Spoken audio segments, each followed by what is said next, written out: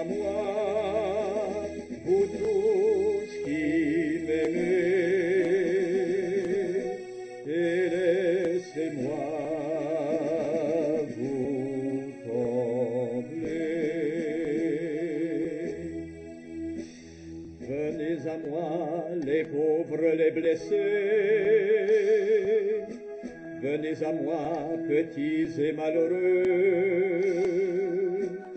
venez à moi, vous tous qui peinez, vous tous qui ployez sous le fardeau. Venez à moi, vous tous qui m'aimez, et laissez-moi vous combler. Venez à moi, vous tous qui m'aimez, et laissez-moi vous combler.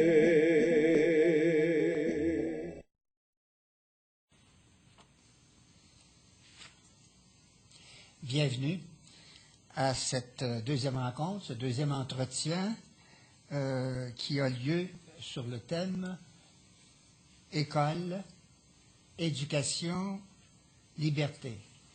Et nous souhaitons la bienvenue de façon particulière à tous les téléspectateurs qui se joignent à nous et aussi bienvenue à des invités qui viennent partager nos échanges ce soir. Je l'ai bien partagé, c'est-à-dire que d'une part, il y a des échanges ici avec, je dirais, on peut appeler ça un panel, mais en même temps, nous souhaiterions que les personnes qui se joignent à nous, à un moment donné, nous fassent signe disant qu'ils aimeraient soit poser une question, soit formuler un commentaire.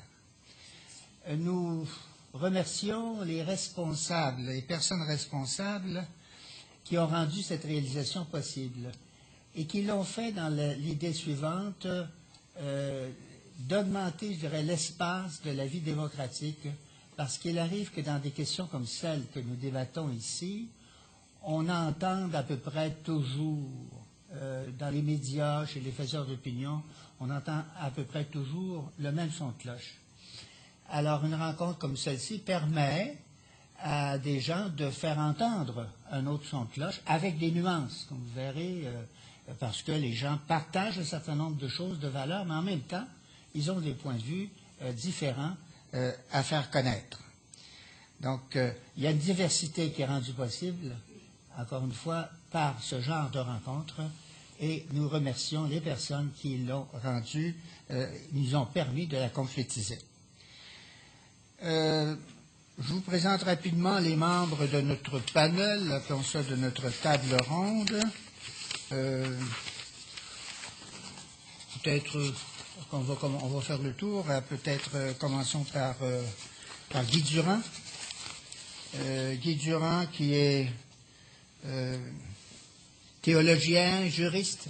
C'est une espèce rare, ça, hein? Théologien et juriste en même temps. Spécialisé en éthique. Professeur émérite à l'Université de Montréal, Madame Jocelyne Saint-Cyr, mère, grand-mère, journaliste retraitée. Grand-mère combien de fois? Une fois. Une fois. Bon.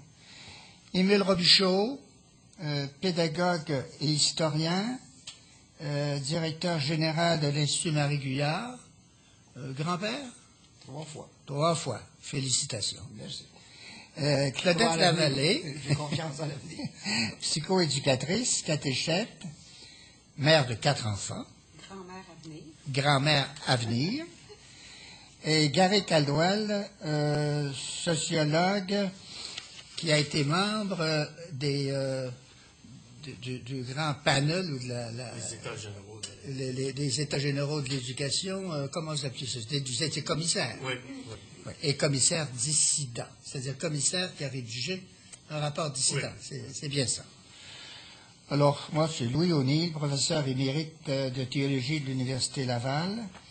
Et pour mentionner un détail qui nous rapproche des thèmes que nous abordons dans des rencontres comme ce soir, j'ai été, à une lointaine époque, membre du comité de rédaction qui a préparé le mémoire présenté à la commission parents par l'Association d'éducation du Québec. Alors ça, là je vous amène aux années 1962, 63, 64. Comme je dis, j'ai déjà vu neiger. Alors, cela étant dit, nous abordons le thème de ce soir, de cette rencontre. Dans une première rencontre, nous avions fait une sorte de grande, je dirais, description historique, un grand tableau. On s'est demandé de qui étions-nous les héritiers. On s'est demandé si les gens avant nous avaient fait de bonnes choses. Et on a réfléchi, on a découvert que oui, les gens avaient fait quand même de bonnes choses. Que le passé ne se résumait pas à une grande noirceur. Et ça nous a amené on a parlé évidemment de la fondation, un tas d'institutions, aussi des failles qu'il y a eu à travers tout ça. Il y a eu, par exemple, une présence d'Église tantôt libératrice et tantôt pesante. On a regardé toutes ces choses-là. Et nous sommes arrivés à la période moderne, qu'on peut appeler moderne, celle qui, selon les uns, ou je dirais la plupart des gens, commence un peu avec la Révolution tranquille, mais il y a des distinctions qui sont apparues. Il y a eu la Révolution tranquille, il y a eu une première étape, puis il y a eu après ça, comme une deuxième étape, puis après ça, il y a eu un commencement de réforme en éducation, puis ensuite une remise en question qu'on peut qualifier de radicale, en un sens, eu égard à ce qui s'était construit autrefois. Alors, ce soir, c'est cette partie-là que nous abordons sur le thème « On est rendu là ». On est rendu là, c'est en mémoire d'une citation célèbre, n'est-ce pas, d'un ministre de l'Éducation qui avait répondu ça à des journalistes qui lui ont dit « Pourquoi faites-vous tout ça ?» Il a dit « Bon, on est rendu là ». Alors, c'est pas une profondeur métaphysique remarquable, mais enfin, c'est une façon de marquer l'événement. Alors, ce rendu-là, comment a-t-il pris naissance? Comment les choses ont été amorcées? Comment ça a pris forme pour aboutir à une situation qui est tout à fait, je dirais, différente, radicalement différente du monde qu'on a vécu avant, qu'on a connu auparavant. Alors, ça commence autour des années 1989-90. Il est question à ce moment-là, des rapports des États généraux. Il est question de la loi 95. Il est question de la Constitution canadienne qui sera modifiée. Alors, ici, on va prendre ça, si vous voulez, comme ça, tranquillement, étape par étape. Je vais penser au début de donner la parole à Émile, mais Émile va sûrement la prendre de toute façon. Alors, je vais demander... Nous, les timides, on a appris à se défendre. Émile, c'est un timide qui se contrôle. Oui, c'est ça. Et il essaie de se guérir. Qui se réfrène, n'est-ce pas? Oh, et j'avais pensé demander à Gary Caldwell de nous parler de son expérience.